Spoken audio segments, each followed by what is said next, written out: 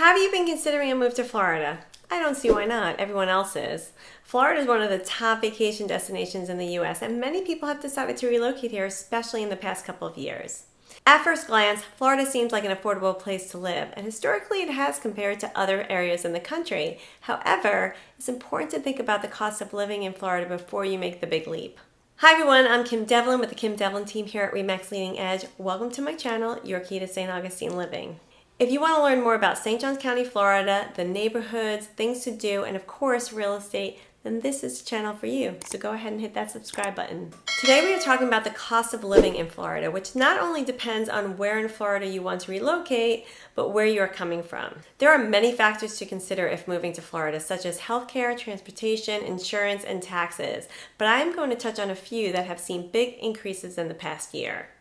So let's start with single-family homes. Florida has seen an influx of people move into the state this past year, which has driven up home prices. St. Johns County, Florida is no different. Our median home price in 2020 was $378,000, but in 2021 it was $447,500. That's an 18% increase, and it's 28% higher than the state's median home price of $346,900. However, Florida's median home price was only 0.03% higher than the national median. So as you can see, there are more affordable areas within Florida to consider. But if you are coming from a state that has an even lower median sale price, Florida may be out of range for you.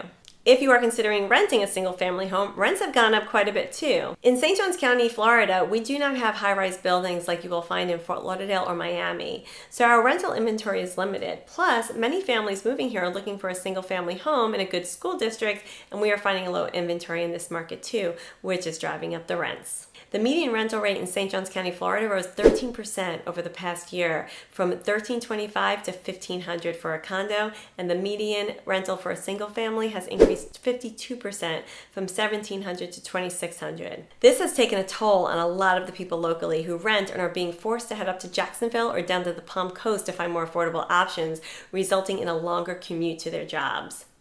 Which brings us to transportation. In St. Johns County, Florida, we do not have much in the way of public transportation.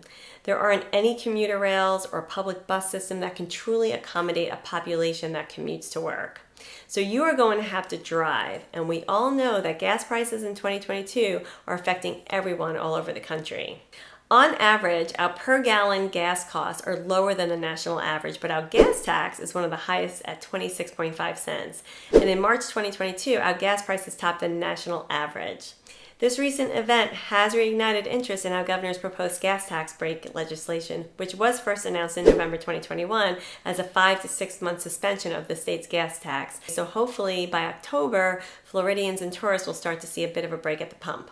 Well, at least the gas tax, because who knows where gas prices will be by then. In any case, this is definitely something to consider if you are thinking about moving to Florida. Now, if you work from home or have a short commute, this probably won't be too much of a big deal to you.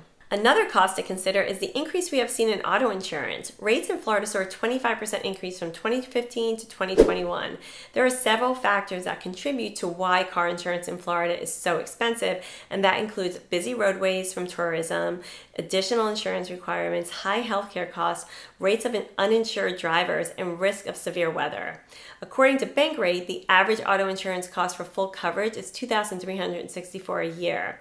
The national average is $1,674.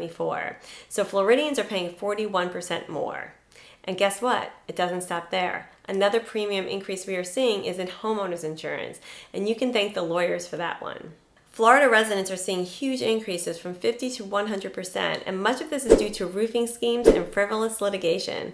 For example, after a major storm, roofing companies will canvass an area with salespeople and visit homeowners to sell them new roofs on the insurance company's dime. Florida insurance regulations allow policyholders to assign their benefits to a contractor who then can make repairs and send the bill directly to the insurance company. The problem is, the roofer will replace the roof with a market value cost of $20,000, but bill the insurance company $40,000. When the insurance company denies it, the roofing company sues. With more than 100,000 lawsuits filed against Florida property insurers in 2021, many private insurers are leaving the state and leaving homeowners with no options. For homeowners who cannot get insurance, there's a nonprofit insurance provider called Citizens Property Insurance Corporation, and provide both windstorm coverage and general property insurance. But this is a costly option and a last resort. However, there is hope. Governor DeSantis instituted a law that will make it harder to take insurers to court in hopes of bringing more private insurers back to Florida. So there can be more competition and therefore more options and hopefully more affordable ones. Now let's talk about healthcare. A new study performed by the Commonwealth Fund found that Floridians were hit harder than any other state and found employees in Florida paid more for health insurance, and it's not because our premiums are highest in the nation. Workers in Florida pay an average of $7,674 a year for family premiums, which is 28.4% more than the national average of $5,978. The study found that the main reason is employers in Florida are not covering as much of the cost as employers in other parts of the country, paying only 63% versus the national average of 71%.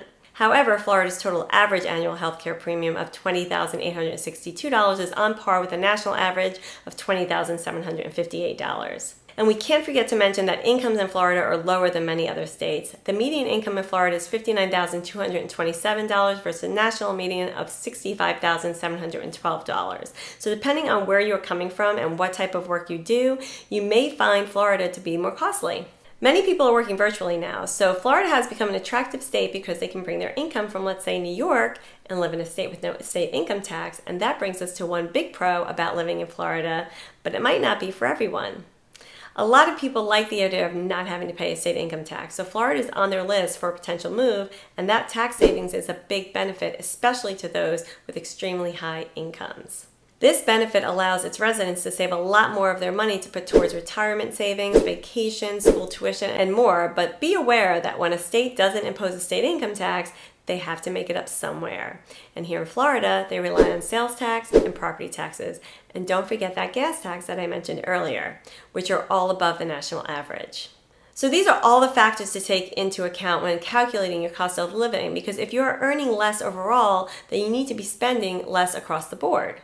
There's plenty to love about living in Florida. The sunny weather makes it easy to enjoy life and the outdoors as much as possible. So quality of life can definitely be found here, and that is also an important factor to think about when choosing a place to live. We are home to award-winning beaches, attractions, and are lucky to be able to live where other people vacation. If you agree with that, give it a like. And if you're thinking about moving here, this is an excellent time to start doing your research to see if Florida is a good location for you.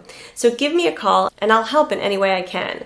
I hope you found this to be helpful. Thanks so much for tuning in, and I will catch you on the next one.